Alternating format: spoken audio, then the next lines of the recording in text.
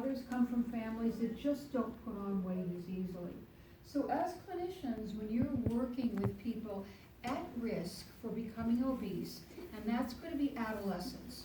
Remember, boys and girls, you do put on a lot of fat because you're about to grow. So there's an increased risk during adolescence, and then when you add our cultural overlay of inactivity, there's a real risk there of triggering hyperplasia in boys and girls.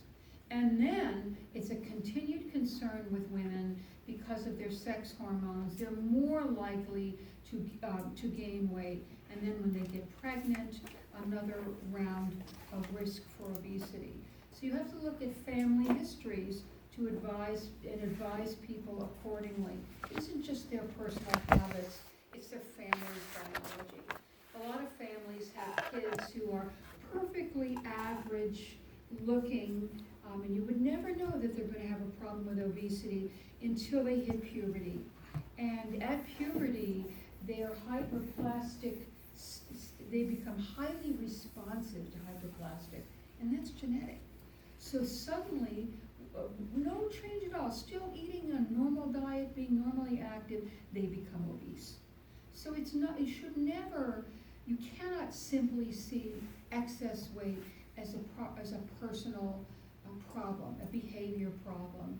It's our innate biology and our culture. Now, if you took those people who have a tendency to be plump, right, and you put them back 500 years to a time that humanity spent most of our existence in, we've been around for at least, 80,000 years, okay? So about 80,000 less 500 years, we all starved to death.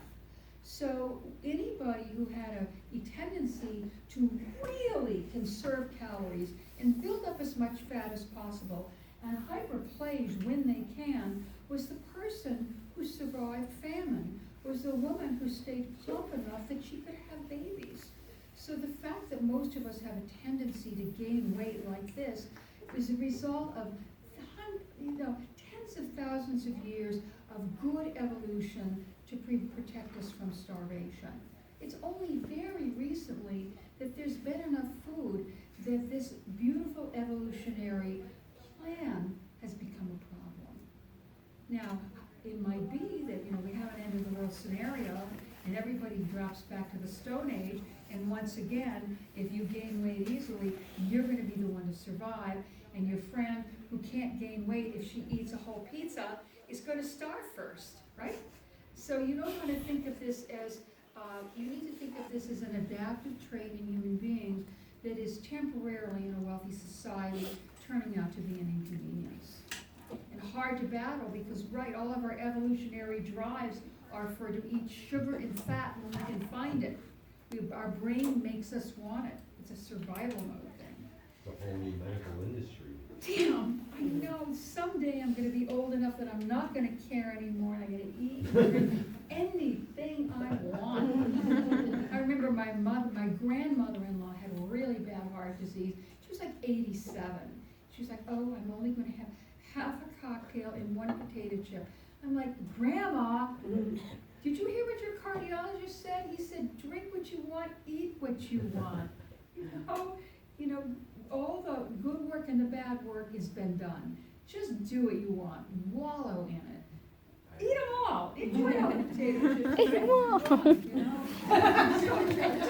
You will reach a point in your life where you will just be able to wallow in it. But you better make sure you still have your teeth, all right? So that you can still have that good, wonderful pork ribs and all the good stuff. It has to wait until we're too old. So now the one other thing, the other interesting tidbit that you should understand about fat is, of course, it stores oil. It stores fat, but the material is really an oil. And fats bind vitamins A, D, E, and K. A, D, E, K. So the only way you can get these vitamins in your system is if they come in on fat. And that's why it's really important to eat a meal that contains all these different kinds of ingredients dense vegetable, plant material, and animal material, because a lot of these vitamins are coming from plants, but they only really absorb when they're bound to plant oils or animal oils. So you need a round, full, balanced diet. And then those vitamins, because they can be toxic in excess, are stored in your fat cells.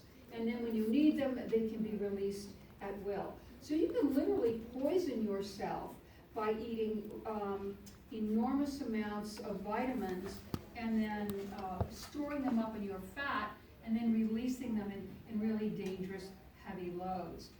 This is the reason why when you're starving in the Arctic and you kill a walrus, you can't eat the whole walrus liver or too much walrus fat, because it stores way too much vitamin A and D, which is toxic. Can you eat too many bananas with too much potassium to create an imbalance? No, and we're gonna learn about this in AP2. Okay. Now, bananas are very constipating, so you wouldn't wanna do that. But, yeah, the body sees potassium as a critical element. That's not vitamin K, but it's potassium, which has a signal, Right, notation. okay, it's not the same. It's a different thing. Oh, okay. Yeah, this is vitamin K, I which thought is they were different the from same, potassium. But K is the atomic signal, sign for potassium. But your body is so important but so dangerous that your body is very carefully controls how much potassium you can absorb, unless you're sick. And then if you get a potassium imbalance, it'll kill you like that. Yeah. You can't overeat bananas and get too much. No. Well, you know what? I bet if you took a vitamin pill of potassium, you won't find one. Too dangerous. No. It's even hard to find vitamin pills that are just A, D, E, and K. They all come in an oily capsule because the fat-soluble vitamins are toxic. And they're either excesses or excreted or they're stored in your fat. But they don't like to sell them because people will go, oh, I'll just take more and I'll get better faster, because they are poisonous. You can poison yourself on A, D, E, and K, the fat-soluble vitamins. You can't poison yourself on vitamin C, the water-soluble vitamins, things like that. So A, D, E, and K are stored in the fat, and so it's very important that you get a well-balanced diet that includes some kind of oils or fats, plant